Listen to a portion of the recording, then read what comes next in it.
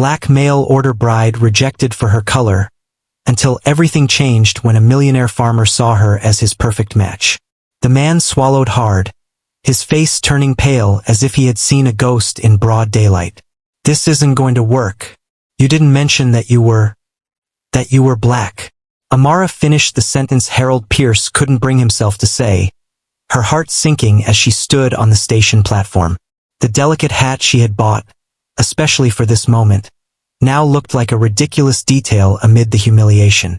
3 weeks of travel, 6 months of passionate letters, a trunk full of hopes, and the promise of a new beginning away from the discrimination of the big city. All of that crumbled in seconds the moment Harold finally laid eyes on her. "In your letters you wrote so well. I imagined," he stammered, taking a step back, the bouquet of flowers wilting visibly in his sweaty hand. "Couldn't you have warned me?" Amara took a deep breath, gathering every ounce of dignity she had left. "Tell you what exactly? That my skin is as dark as night, but my feelings are as real as yours? You never asked." Harold looked around nervously, noticing the curious glances of passengers and station employees. In the small town of Riverbrook, a well-dressed black woman was already attracting attention. A black woman being publicly rejected by a white man created an irresistible spectacle. "You have to understand my position. The community here, my business," he muttered, taking another step back.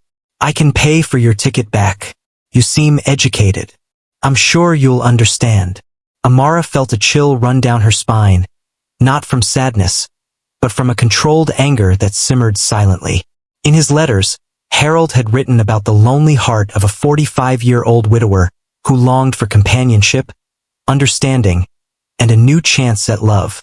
At no point did he mention that this heart had a color preference. "I spent all my savings to get here," she said, her voice steady despite her inner trembling. "I have nowhere to go back to." Harold reached into his pocket and pulled out some crumpled bills. "This should cover a place to stay for a few days until you work things out." That's when a deep voice cut through the tense air like thunder on a clear day. "Is that your solution, Pierce?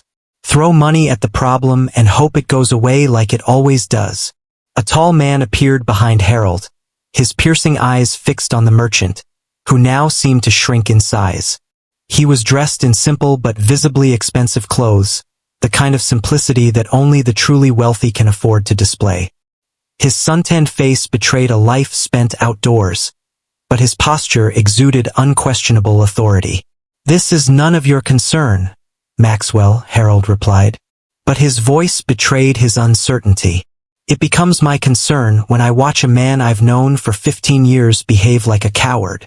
The man named Maxwell turned to Amara, his gaze softening slightly. "Miss, allow me to introduce myself. Alexander Maxwell. I have a property just outside the city." Amara nodded stiffly, suspicious. From experience, she knew that kindness from strangers often came with a hidden price. "If I may be so bold," Alexander continued, "I offer you lodging at my home until you decide your next course of action. We have guest rooms that are rarely used, and my housekeeper would be delighted to have company. If you're enjoying this story, kindly do us a favor and subscribe to our channel. It is free and won't cost anything, but it means the world to us. We are just a small channel trying to grow. Thank you, and back to our video." Harold visibly choked on the offer. "Maxwell, you can't be serious. What will people say?" Alexander smiled, a cold smile that didn't reach his eyes. "The same people who do business with me every day. The same people who depend on my land for their livelihood. I'm curious to hear what they would say." Harold paled even more, understanding the implied message. Alexander Maxwell wasn't just a farmer. He was the farmer owner of half the productive land in the region. What no one at that station could guess was that while Amara wavered between wounded pride and practical necessity, she carried with her not only a trunk of clothes, but also a secret that would forever change the balance of power in that small community. A secret that would make Harold Pierce bitterly regret the day he decided that skin color determined a person's worth. The Maxwell estate was not just a farm on the outskirts, as its owner had modestly described it.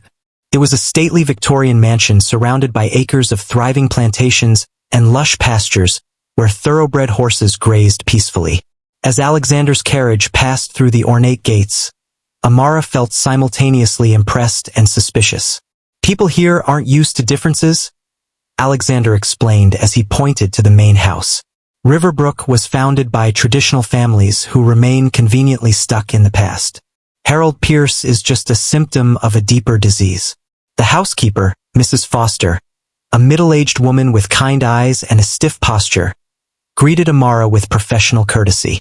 If she was surprised by the presence of a black guest, she didn't show it. "I've prepared the blue room, the one with the best view of the garden," she said, leading Amara through hallways decorated with priceless paintings and antiques. At dinner that evening, served in the imposing dining room, Alexander explained his history. The son of a banker from the North and a teacher who had embraced abolitionist causes, he had inherited not only a fortune but also strict principles about equality. When he moved to Riverbrook 15 years earlier, he had been regarded as eccentric, too rich to be ostracized, but too different to be completely accepted. "And what is your story, Miss Wilson?" he finally asked after describing the businesses he ran. "Your letters must have impressed Harold for him to extend such a formal invitation." Amara hesitated, but something about Alexander's direct manner inspired confidence. "I'm a teacher. I was a teacher in Boston. I taught literature and history at a school for girls of color. When the school closed due to lack of funds, I realized I needed to start over somewhere else." What Amara didn't mention was the real reason behind her letters. The unexpected inheritance from her grandfather, a man who had spent his entire life as a butler for a wealthy family. An inheritance that included not only carefully saved gold coins, but also ancient documents that could change the fate of certain lands in the Riverbrook region. Documents she had hidden in a false bottom of her trunk. In the days that followed, Alexander gave Amara something rare: space to think. The mansion's library was a treasure trove of knowledge, and she immersed herself in books on local history, geography, and the laws of the region. When asked about her interests, she would simply smile and say she was broadening her horizons. A week after her arrival, news of her presence had spread throughout the small town. Visits to the Maxwell mansion suddenly increased. Curious neighbors, merchants' wives, even the local reverend, all suddenly remembering urgent matters to discuss with Alexander. "Just look at that," Alexander muttered during afternoon tea after a particularly obvious delegation had left. "You've become the local attraction without even setting foot in town." Amara smiled bitterly. "I've always been an attraction, Mr. Maxwell. The difference is that now I have a porcelain teacup in my hand while I'm being watched." It was during one of these visits that Harold Pierce finally worked up the courage to show up. He arrived unannounced, hat in hand, his face a mask of false concern. "Maxwell," he greeted nervously. "I just came to see if Miss Wilson is comfortable." "Absolutely delighted," Alexander replied dryly. "Why don't you ask her personally?" Harold's face paled as Amara entered the room, wearing one of the elegant dresses Mrs. Foster had altered for her. No longer the exhausted, humiliated woman from the station, but a lady who moved with confidence and purpose. "Mr. Pierce," she greeted him coldly. What an unexpected surprise. Harold fiddled with his hat in his hands. That is, the community is concerned about my well-being." "How kind of them about your situation."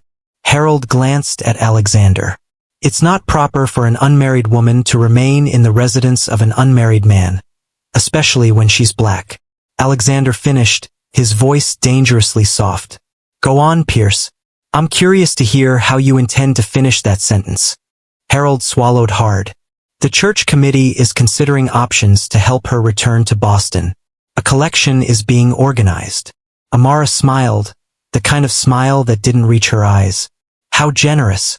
But I'm afraid my plans have changed. I intend to remain in Riverbrook indefinitely." Harold's eyes widened. "That's impossible. You don't know anyone here. You have no job, no family." "I have a job," Amara replied calmly. "Mr. Maxwell has kindly offered me the position of librarian on his estate. Apparently, generations of Maxwells have accumulated books without ever organizing them properly. Harold looked at Alexander with a mixture of shock and barely contained anger. You can't be serious. Alexander shrugged. I've never been more serious. Miss Wilson is educated and competent. My library has never been in better hands. What Harold didn't realize as he stumbled through increasingly feeble protests was the true significance of that job. The Maxwell Library didn't just contain classics of literature. It also housed land records, legal documents, and the complete history of the region, including details that many traditional families would prefer to keep buried. When Harold finally left, defeated and furious, Alexander watched from the window as he hurried across the garden. He'll try to make your life difficult, he remarked. The little humiliation you inflicted on his ego today will not be forgotten. Amara nodded, a new determination shining in her eyes. Let him try. While he's busy spreading petty rumors, I'll be digging much deeper than he ever imagined. What Harold Pierce couldn't know, what no one in Riverbrook could guess, was that the hours Amara spent in the library had a very specific purpose. Amid yellow documents and dusty records, she was beginning to piece together a puzzle that would reveal an uncomfortable truth. Riverbrook's traditional founding families, including the Pierces, had built their fortunes on land that did not rightfully belong to them. And while the local society was abuzz with rumors about the woman of color staying at the Maxwell mansion, Amara was quietly setting the stage for a revelation that would shake the community to its very core. 2 weeks later, the small hall of Riverbrook's town hall was overflowing. An emergency call had brought together the founding families, local merchants, and farmers from across the region. At the center of the commotion, Harold Pierce gestured wildly, his face red with indignation. It's an outrage. Maxwell is openly defying our traditions by keeping that woman on his property. Decent families are concerned about rumors of inappropriate behavior. As murmurs of agreement rippled through the room, the doors swung open. Alexander Maxwell entered calmly, followed by Amara Wilson, who walked with the dignity of a queen. An uncomfortable silence fell over the room. I appreciate the invitation, Alexander said, his voice firm, reaching every corner of the hall. Although, I must correct a misunderstanding. Miss Wilson is not here as my guest, but as the legal representative of a matter that deeply concerns all of you. Harold laughed nervously. Legal representative? A woman of color with no education or authority. Maxwell, have you completely lost your mind? Amara opened her briefcase methodically. Actually, Mr. Pierce, in addition to being a certified teacher, I have legal power of attorney as a direct descendant of Joseph Freeman. The name struck like lightning in the silent hall. The older faces paled visibly. Joseph Freeman doesn't exist, Harold retorted quickly. He's an urban legend. Curious, Amara replied, removing yellow documents from her briefcase. Because I have here the original deed signed by the governor in 1866, granting Joseph Freeman, my great-grandfather, and a man freed after the Civil War, the land that today constitutes approximately 60% of Riverbrook, including your store, Mr. Pierce. Judge Thornton adjusted his glasses to examine the documents Amara now presented. This looks authentic. It's a forgery, Harold shouted, but his voice trembled. The supporting records are here, Amara continued, unperturbed, including the account of how Joseph Freeman was forced to flee after attempted lynchings in 1870, and how the founding families divided his land among themselves, forming what they called the Riverbrook Property Committee. Alexander then spoke. The Maxwell Library keeps copies of all land records in the region. Curious how the specific 1870 to 1872 session was missing until Miss Wilson found cross-references in other documents. Reverend Miller, an elderly man, bowed his head. My father mentioned that story.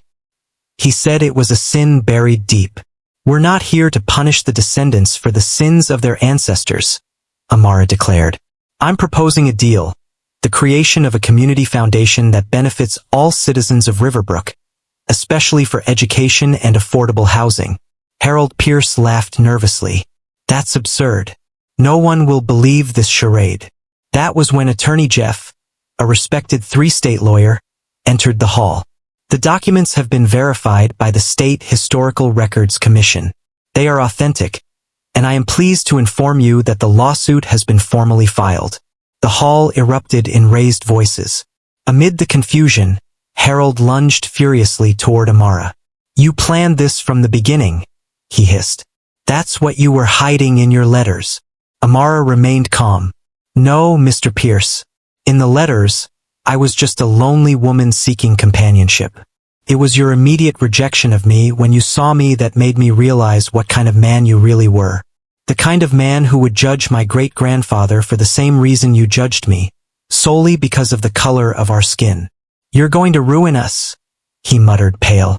"No," she replied softly. "I'm going to right a historical wrong in the fairest way possible for everyone. The difference between us, Mr. Pierce, is that I've faced discrimination my entire life, and yet I don't wish anyone to lose their home. Not even you." As Harold Pierce collapsed into a chair defeated, the city council withdrew to deliberate on Amara's proposal. Alexander approached her, admiration evident in his gaze. "You could have demanded everything," he said softly, "and made myself just like those who stole from my great-grandfather," she replied. "Justice isn't revenge, Alexander. It's restoration." What no one in that room could imagine as they watched the woman they had rejected and underestimated was that the true transformation of Riverbrook was just beginning. The message that would echo through the corridors of power for generations to come would not be about a woman who came to destroy, but about one who, even when wounded, chose to rebuild with dignity and vision. And while Harold Pierce faced the ruin of his reputation, Amara Wilson and Alexander Maxwell exchanged a look that held promises far beyond land and documents. A look that spoke of a future where belonging would no longer be a matter of color, but of character. 6 months after that historic meeting at City Hall, Riverbrook had been transformed. The Freeman Foundation, established with funds recovered from historical injustice, was already funding scholarships for disadvantaged youth and community improvement projects. At the center of this transformation was Amara, not as a vengeful figure, but as a visionary who saw beyond the pain. Harold Pierce's former store now housed Riverbrook's first public library. Ironically, a place where forgotten stories could finally be told. Harold himself had left town weeks after the revelation, selling his properties for a fraction of their value and leaving without saying goodbye. Rumor had it that he was working as a clerk in a neighboring town. His pride was diminished, as was his bank account. "You could have destroyed him completely," Alexander remarked one fall afternoon as they strolled through the gardens of her estate, now partially converted into a cultural center. "Most people would have demanded every last penny." Amara smiled, watching children playing on lawns that had once been the exclusive territory of the elite. "Revenge would have given me satisfaction for a day. This," she gestured to the space around her, "will give us satisfaction for generations." News of the Freeman Aries had spread beyond Riverbrook, attracting journalists and historians interested in documenting similar cases of historical land injustice. Amara received invitations to speak at universities, sharing not only her personal story but the legal methodology she had used to reestablish the truth. During a celebratory dinner in the main hall of the Maxwell Mansion, now officially named Freeman Maxwell House, after the discreet marriage of its owners, Judge Thornton raised his glass in an unexpected toast. "To the woman who taught us that justice is not just a legal concept but a daily practice," he declared, his voice breaking with genuine emotion. "When Amara arrived in our town, we thought we knew exactly who she was based solely on her appearance. What a humbling and necessary lesson we learned." At his side, Martha Webb, now principal of the new community school, nodded vigorously. "And to think it all started with a cruel rejection at the train station." Alexander took Amara's hand in his. "The best decision Harold Pierce ever made was to reject you," he murmured with a smile. "Although I doubt he would agree." In the old central square, where once only traditional families were celebrated, a new monument had been erected. Not a grand statue, but a simple bronze plaque telling the story of Joseph Freeman and how his unjustly taken land had finally returned to its purpose of serving the entire community. As night fell over Riverbrook, Amara watched the city lights from her new porch. She had arrived as a rejected stranger, a black woman deemed unfit to belong. Now she was not only accepted, but respected, not for bowing to the expectations of others, but for standing firm in her principles. When Alexander joined her with 2 cups of tea, Amara reflected on the journey that had brought them there. "You know what's ironic?" she said. "Harold rejected me because he couldn't imagine sharing his life with someone who didn't fit into his narrow worldview. In the end, that's exactly what destroyed him. While you thrived because of exactly what he despised," Alexander added. The lesson Riverbrook learned, and one that would echo for generations, was simple but profound. When we judge someone based on superficial characteristics, we not only deny their humanity, we blind ourselves to the extraordinary value they could bring to our lives. And as Amara Wilson Maxwell watched the moon rise over the city that had once rejected her, she knew that true revenge had never been about punishing Harold Pierce. It was about building something so beautiful, fair, and lasting that his rejection would become nothing more than a footnote in the much larger story that was being written. If this story of overcoming prejudice and achieving justice with dignity touched your heart, don't forget to subscribe to the channel for more inspiring stories that remind us that our differences are not obstacles, but sources of strength that can transform entire communities.